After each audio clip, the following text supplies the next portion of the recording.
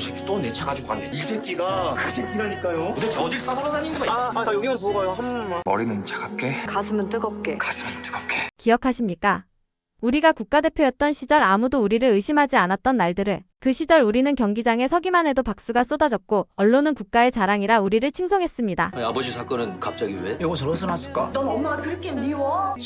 대한민국 지한나 선수 힘내십시오. 마지막 발. 그라운드 링 사격장 도장 위에서 수천 번 넘어진 뒤 겨우 따낸 메달 하나가 모두에게 꿈과 희망이 되었던 그 시절. 경기 전 태극기를 바라보며 심장이 두근거리고 경기 후 인터뷰 대신 조용히 국기를 향해 경례하던 그 마음. 우린 그걸 자랑이라 불렀습니다. 내가 아무리 막 키웠어도 사람 죽일 놈은 못 돼. 이경일 씨 잠깐 데려가겠습니다. 한마디만 해. 네가 안 죽였다고. 지금 경찰청 내부 정보가 새고 있습니다. 김경사 쪽에서 좀 알아봐 줄 수 있을까? 하지만 이제 세상은 달라졌습니다. 정의로운 목소리를 내면 순진하다고 조롱당하고 진실을 밝히려 하면 조직을 흔든다고 찍히는 시대. 불의를 고발하면 불편한 존재가 되고 착하게 살면 호구 취급을 받는 시대. 그리고 그 시대 한가운데 윤동주는 다시 한번 부서진 금메달을 꺼내듭니다. 금빛 찬란하던 그 상징은 이제 손때가 묻고 흠집투성이지만 그것은 그가 감내한 시간의 무게입니다. 도핑 누명으로 하루아침에 무너졌고 법정과 병원 그리고 경찰서 복도까지 그는 쉬지 않고 달려왔습니다. 누군가는 그를 과거에만 매달린 자라 비웃었고 누군가는 더러워진 정의라고 말했지만 그의 눈은 여전히 정면을 바라보고 있습니다. 윤동주에게 금메달은 명예가 아닙니다. 그건 무릎 꿇지 않겠다는 다짐이자 다시 싸울 이유 다시 일어날 자격의 증거였습니다. 이제 그는 메달이 아닌 수갑을 손에 들고 있습니다. 상대는 더 이상 선수가 아니라 권력과 돈 그리고 무관심입니다. 하지만 그는 알고 있습니다. 이 싸움에서 물러나면 다시는 무대 위에 오를 수 없다는 걸. 그는 부서진 금메달을 조용히 쥐어보며 중얼입니다. 내가 여기까지 온 이유 잊지 말자. 그리고 마우스피스를 입에 무는 그 순간 모든 과거는 무기가 되고 모든 상처는 방패가 됩니다. 윤동주 그 이름이 다시금 불려질 준비를 합니다. 이번엔 국기를 들고 뛰는 대신 진실을 향해 사람들의 믿음을 되찾기 위해 또 다른 링 위로 올라섭니다. 관세청 내부, 사무실 복도 끝 형광등이 덜덜거리는 침묵의 공간. 그곳에 한 남자가 서 있습니다. 그의 이름은 민주영. 명찰엔 7급 관세청 공무원이라는 무색한 직함이 적혀있지만 그의 눈빛은 감시자도 시민을 위한 공무원도 아닌 포식자와도 같습니다. 윤동주는 몇 걸음 떨어진 거리에서 그를 바라봅니다. 표면적으로는 평범한 공무원처럼 보이지만 뭔가 이상합니다. 아니 위협적입니다. 첫 마디도 없이 마주한 두 사람. 공기마저 긴장으로 굳어집니다. 그 순간 민주영이 먼저 입을 엽니다. 형사님,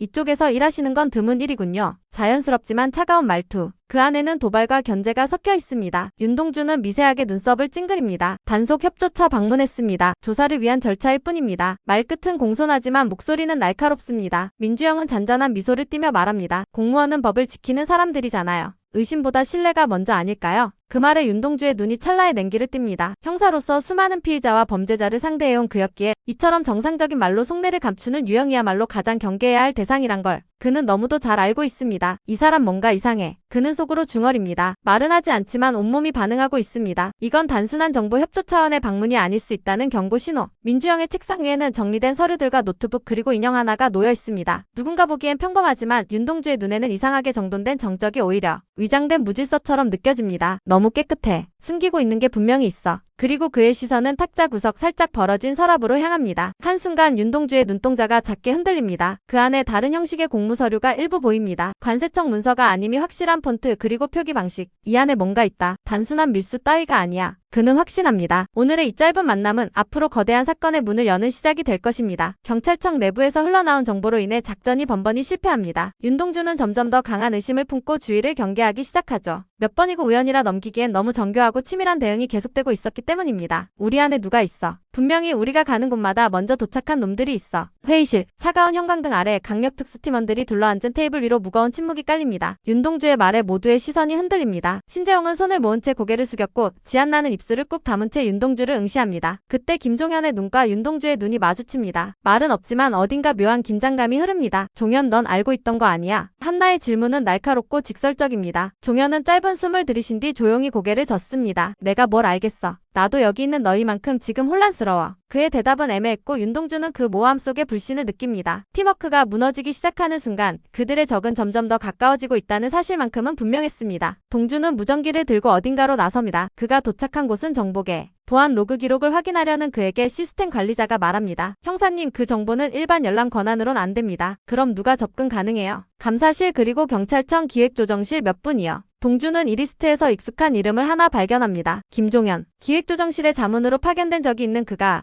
보안 로그를 볼 수 있는 권한이 있었던 것입니다. 동주는 조용히 돌아섭니다. 그의 뇌리에 종현과 민주영의 스친 인사 장면이 떠오릅니다. 둘은 인연이 있는 걸까?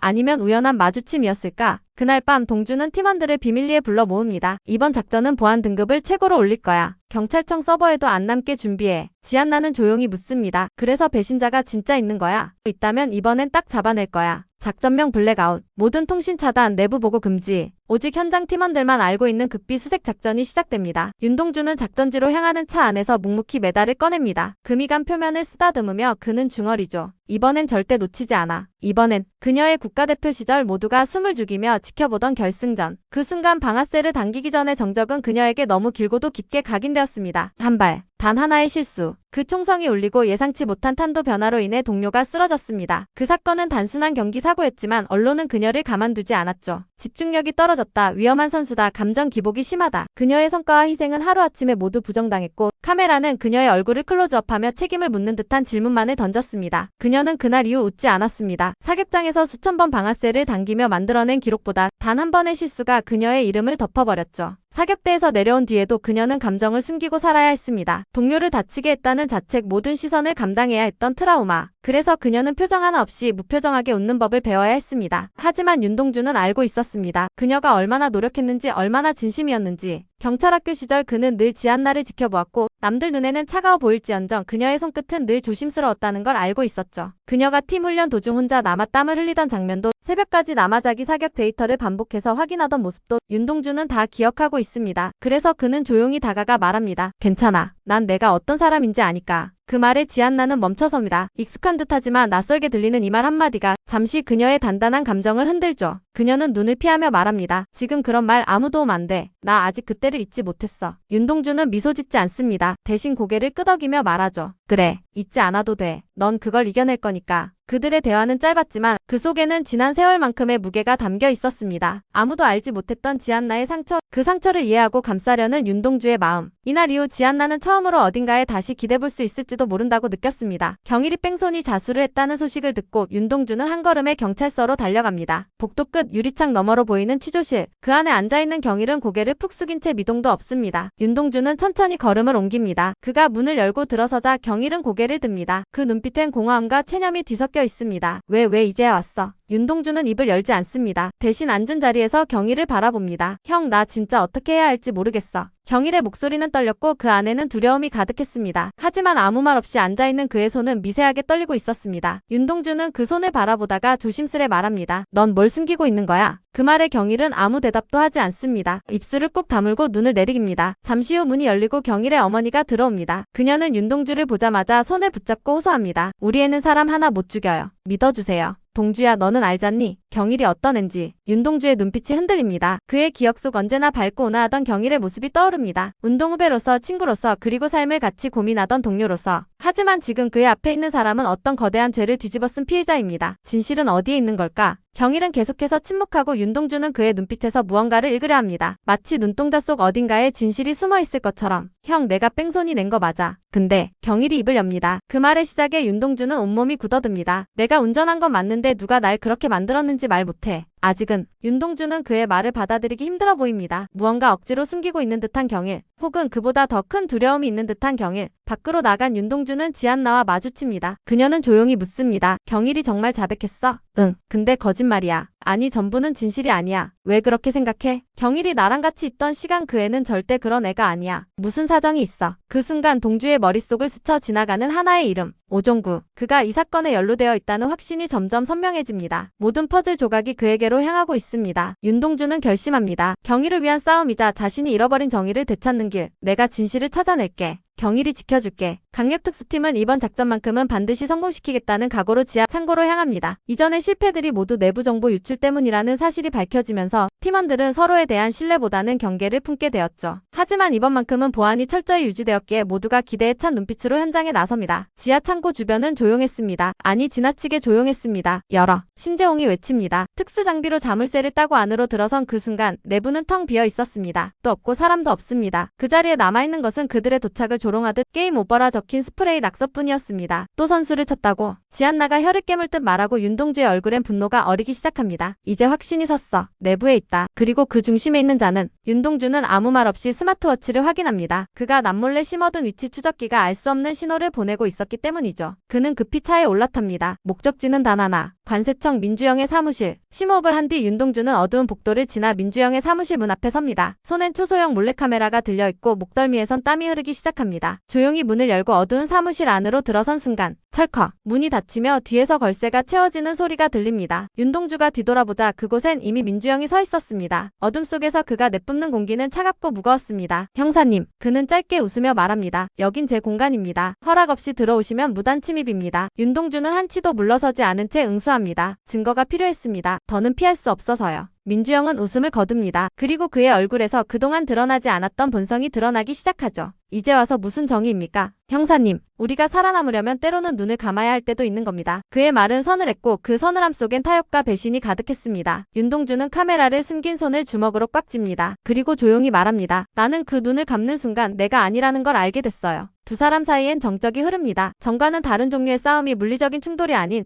신념과 의지의 전투가 시작된 것이었습니다. 민주영은 천천히 책상 쪽으로 걸어가며 말합니다. 그럼 형사님, 앞으로 무슨 일이 일어나든 감당하실 수 있겠습니까? 그 말에 윤동주는 고개를 끄덕이며 대답합니다. 이미 각오는 끝났습니다. 어둠 속 두 남자의 숨소리만이 공간을 메웁니다. 그리고 그 숨소리 사이로 윤동주는 몰래카메라가 작동 중임을 확인하죠. 이제 모든 퍼즐은 맞춰지기 시작했습니다. 진실은 바로 이 공간, 이 순간에 존재합니다. 누군가가 들어온다. 문 밖엔 신재홍과 지안나가 도착했습니다. 윤동주는 조용히 중얼입니다. 이제 끝내자. 모든 것을 컷. 오늘도 끝까지 함께 해주셔서 정말 감사드려요. 구독과 좋아요 그리고 알림 설정까지 해두시면 다음 회차 리뷰도 빠르게 받아보실 수 있어요. 그럼 저희는 다음 영상에서 다시 만나요.